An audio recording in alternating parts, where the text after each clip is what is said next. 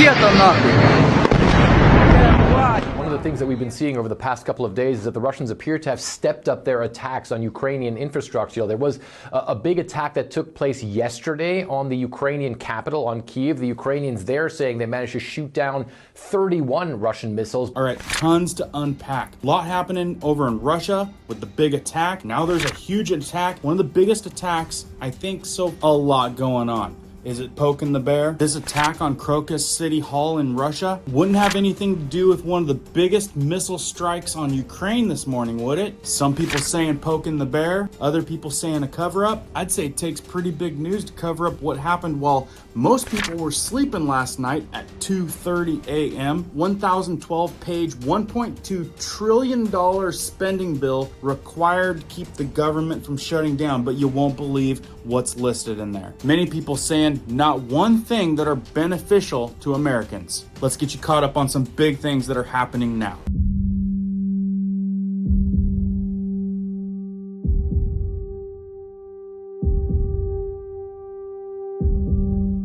My name is Cohen here at Riverside Homestead, and if you're brand new here, welcome. If you guys are into prepping tips, emergency preparedness, and most of all, news and awareness, stuff that you want to know about, be sure to hit that notification bell so you guys can stay up to date. Let's jump into this one. Many news outlets reporting on a huge terrorist attack in Moscow. Now there's some horrific video footage of this that I cannot play here. You want to see it for your own eyes, easy to find and look up. Bringing you up to speed, New York Times reporting live updates. Death toll rises to 133 in Moscow Center Hall attack. Now there's some speculation, but we're going to get into that. But on specifically this report, the Kremlin said assailants were in custody. U.S. officials attributed the attack. They're saying ISIS-K, a branch of Islamic State that has been active in Iran and Afghanistan. Here on the Times, the latest development, they say the Russian authorities said Saturday that they had arrested 4 people, which I think it's more now, responsible for the mass shooting and arson at suburban Moscow concert venue,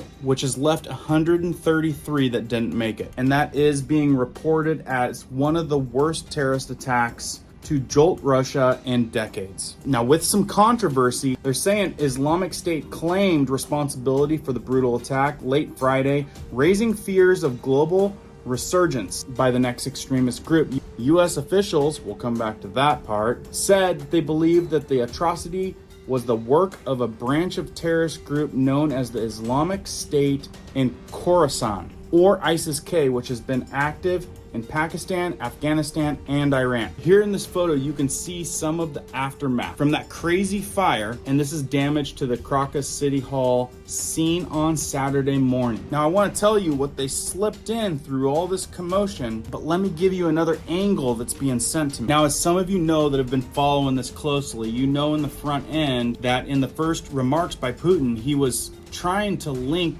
the assailants to Ukraine. On the Ukraine front, they've got Ukrainian intelligence have already called the attack in Moscow a deliberate provocation by the Putin regime. Before bullets stopped flying, Ukraine already claimed that it's a false flag. I have a feeling Putin feels differently. Regardless, it's about to get ugly. Some people reporting that there are 3 possibilities here. US, NATO, Ukraine were behind the attack in the attempt to force Putin to escalate and drag NATO into a full-scale war. Number 2, Russia was behind the attack to justify significant escalation, which happened this morning, I'll show you. And number 3, an unknown entity carried out by the unknown reasons. Another curious piece to the puzzle, check this out. 4 days ago, Obama was seen in the UK for a private meeting. Today, ISIS took credit for the terror attack in Moscow. Obama's CIA created ISIS, and so forth. What do you guys feel about that opinion? And got a couple more things I want to tell you about. What happened in Ukraine with all the mass missiles this morning? What happened in the United States while you were sleeping and was passed? And what some of these captured are saying. Breaking news video of an on-site interrogation after the arrest of one of the alleged terrorists. He said he arrived from Russia and Turkey and was to receive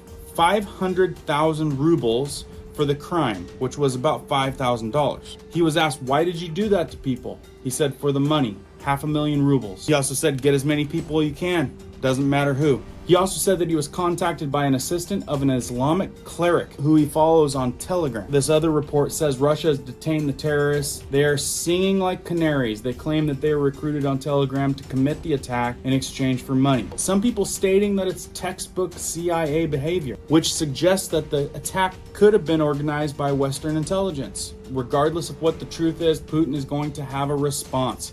He claims Ukraine and all those who assisted will pay the price. At this point, it really doesn't matter who did what. This guy is getting upset. And when he says pay the price, at what level does it need to get to before this gets really big and affects us all? Like I said, poke the bear. Things are already heating up over there in Ukraine. Russia launches massive missile strike on Ukraine. Check it out.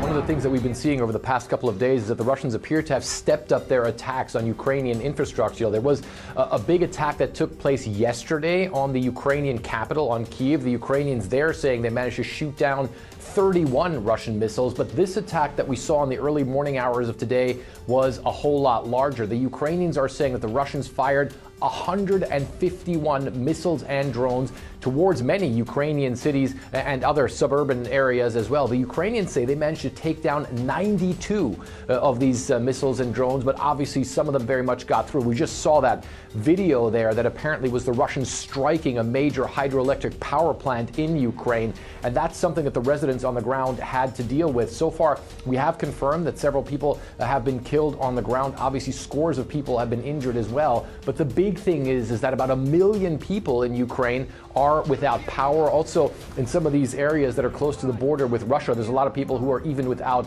water as well. Lots of people suffer when this type of stuff happens. Now, everything with this is still developing, but these are some of the reports that I've got. Let me know down in the comments if you guys know something different. Now, listen, at the same time, ironically, I'm sure it was just a coincidence, but while you were sleeping, this happened. In this post I was forwarded, it said, last night, while most of the country was fast asleep at 2:30 a.m., under the cover of darkness, the Congress released a 1,012-page, $1.2 trillion government spending bill. $1.2 trillion.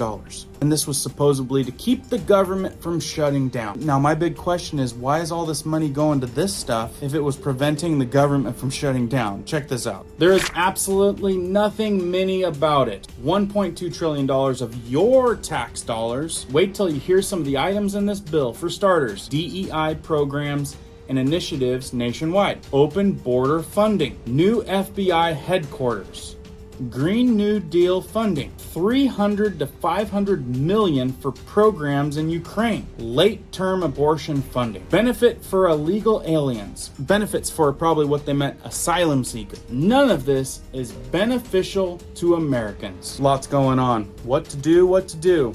All I can say is put on your seatbelt, because none of this is ever getting any better. As I know more, I'll keep you guys posted. Keep prepping, keep learning, keep doing. We'll see you on the next.